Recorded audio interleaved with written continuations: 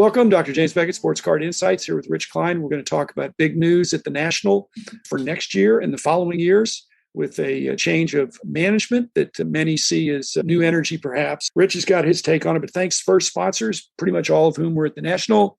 Topps Panini Upper Deck, Heritage Auctions, Suggs and Scott Auctions, definitely them. Mike Stadium Sport Cards, Burbank Sports Cards, ComC.com, and Beckett Media, Beckett Grading, Beckett Authentication. I did not see Mike Fruitman there.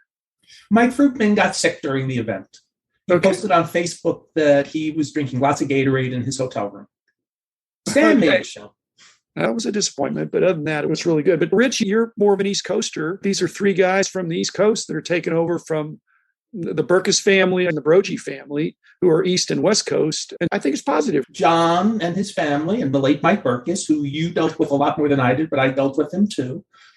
I think they did an amazing job for these 20 years. When the hobby's going through a decline phase, they stabilized and kept the National strong for 20 years. And then as it started moving, they moved forward with it. So we have to give them a lot of props for doing a really good job on keeping it moving forward. Because it's not always easy to move things forward when things aren't going on a steady upward trajectory. In the history of this, Rich, is it true that the first 10 years or so were the local promoter, and then the next 10 years were kind of Smith Buckland, this professional management group, and the next 20 years have been Mike Berkus, Broggi, and then with Broggi, and now this is another changing of the guard. Is that true? You're right. 80 to 91 were the local promoters. I think Smith Buckland was like 92 to 94, 95, maybe even 96. If you remember, the National had a near-death experience before the 97 show. Yeah. And there had to be some immediate infusion of capital to make sure we had a show that year. Then that group kept it going until the Broggi Berkus group took it in 2002. The group led by Joe Drellick and Jimmy Ryan. I don't remember the third gentleman's name, but they're all East Coast promoters. Yeah. Joe, by the way, at one point was actually a regional correspondent of ours, and we have a long relationship corporately with Joe Drellick. Yeah. Jimmy Ryan took over the Gloria Rothstein shows. He bought it from Dean Rothstein, and he rescued those shows. Jimmy and his team have really pushed that New York area forward again. They do both big and small shows. And the gentleman in Philly does shows too. I'm happy the National's going to people with hobby backgrounds who know how to run big shows. I think that's critical because in this era now of big money coming into the hobby and people throwing their weight around with big fat wallets, and venture capital and private equity people. These are three guys that are guys like us that are in the hobby, understand the hobby, and are going to bring some new energy and have the experience of being seasoned show promoters of really major shows. So these are the major regional shows. CSA. He took the Chantilly show. I believe Jimmy does the East Coast National. He does small shows too, but he does the East Coast National. The old Willow Grove show is done by, I believe, Joe's group. But Joe at one point was also doing a small Parsippany show. He brought that back for a short time. So he's actually done a small show too. When you have people who've done both big and small shows, they know what it's like to work closely with the dealers and to work, as you said, work closely with the corporates that you need nowadays in the big show. Do you think Kyle Robertson got a chance to bid?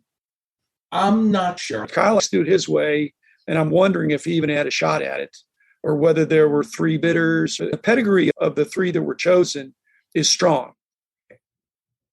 Do you think John Broggi was ready to retire, the dad? I think part of him wants to keep going, and I think part of him is ready to retire. I think young John, he's not so young anymore, but young John would have done just fine. Just like Berkus did, it would have passed to his son. Young John would have done just fine running the show. There would have been some changes, but just like when you sold your company. Yeah. Sometimes you have to take a step back to realize you have to take a step forward. And the National Dealer Board, which made that decision, they probably wanted something a little bit different. Not that anybody did anything wrong. That's one thing we have to stress. The people who have been running the National, the Berkuses, the Broggis, they really did a really good job. They just wanted to see if something else was going to happen. And it happens in business. It's not an easy business to run. I don't know that it's a 24/7, 365 thing, but there's so many constituencies and so many ways to stumble that you really need to understand the industry. And I think those guys did. And I agree, they handled it well. But if it's not a full-time job year round, then the best person already has a staff to amortize some of those expenses. and to have the learning experiences of the other big shows that they're doing. Ron Durham's store just about once a week when he was getting ready to run the national, and we'd bat things around. And I'm not the only one he did that with, so I don't want to say it was just me. We talk about things all the time. And he had two very nice young ladies working there basically for the year on a contract. And you remember the 88 Atlantic City National? It wasn't a bad show. It wasn't a great show, but it wasn't a bad show.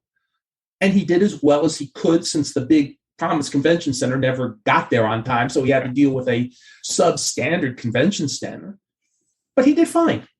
But it was such a jump from him. He was running a 50-table show in Hasbrook Heights, New Jersey. He had never really run a 400-table show before. Going from 50 to 400 is Mach speed. My friend Mike Gordon, it was the same thing. He went from 50 tables, and even though he had help from some really hobby big shots, it was 50 to 400 tables. It was huge.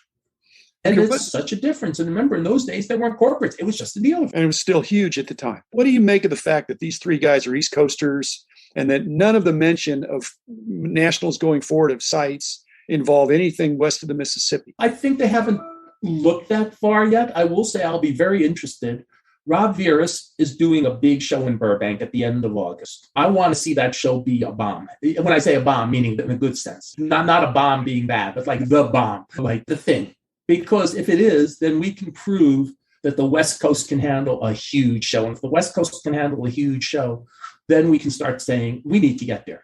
Because we haven't been on the West Coast since 2006 for the National. We need to get there. But the venue Rob has is the convention center in Burbank, probably the biggest one in Burbank, but it's not big enough for the Nationals. But venue is a 400-table show done. Then we have to see what we can do for Anaheim. And as I always told people when Mike Berkus was living, Mike Berkus lived in Anaheim. Don't you think he wanted to have a show in his hometown? Don't think that he didn't want a 10-minute drive to the show each day, or he could have stayed at the hotel?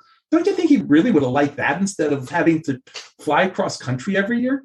I hope it moves around. And Atlantic City this year certainly was not bad. It was good.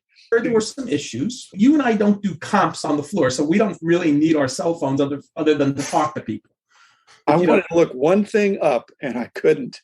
One thing in 5 days. I had poor service to where I couldn't get anything. All these people are requiring all kinds of access to the internet, including cellular and Wi-Fi. And it's just difficult. You got all these people in one spot. So anyway, do you think there's any severance pay for John Broggi? Or was it just a contract? I think the severance pay is next year's National.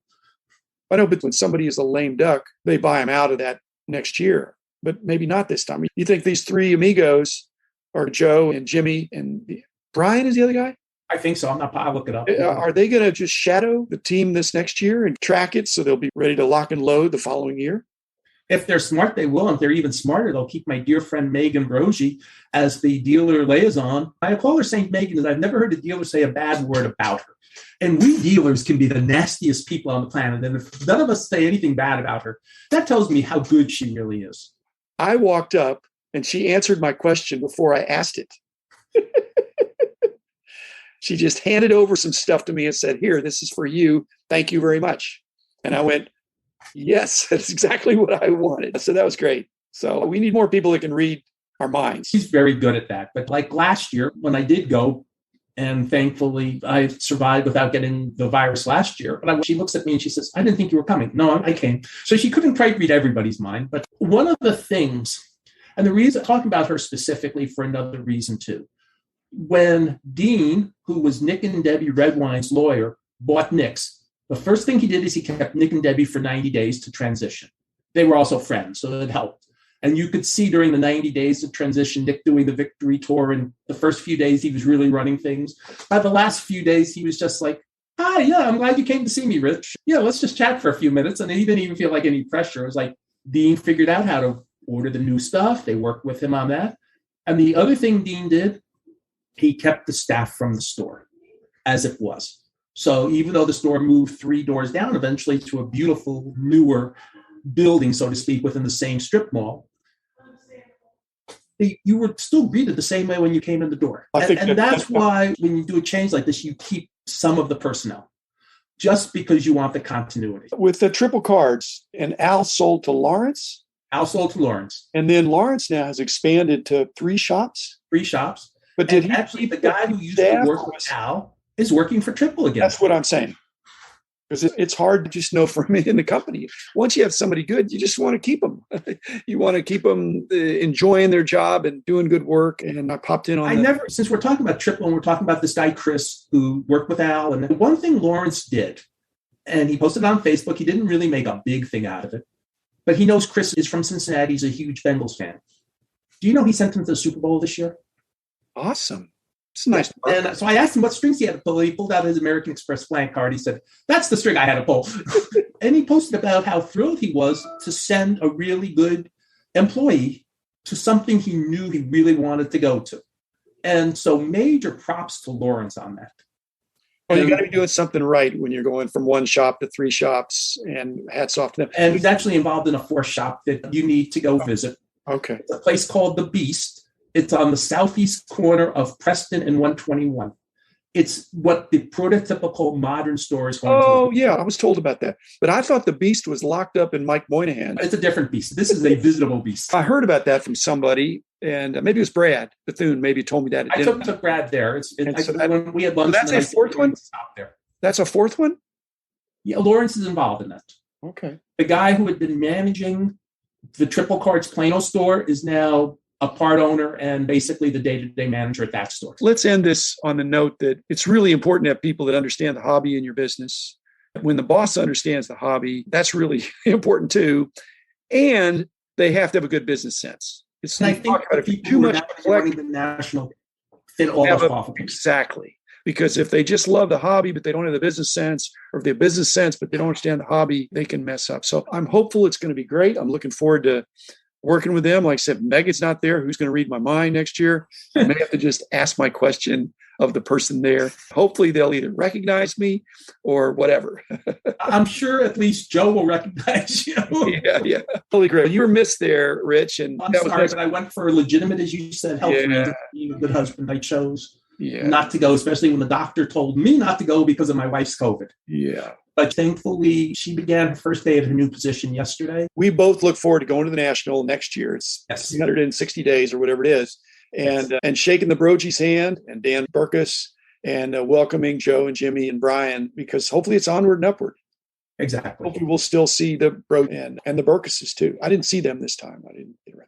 Anyway, thanks, Rich. Thanks, everybody. Looking forward to future Nationals. They've been in good hands and they'll continue to be in good hands. Make your plans for next year. I have the dates. It's last weekend in July. I will be there. Hope to see you there. Hope to see Rich there too. So thanks, everybody, and see you tomorrow.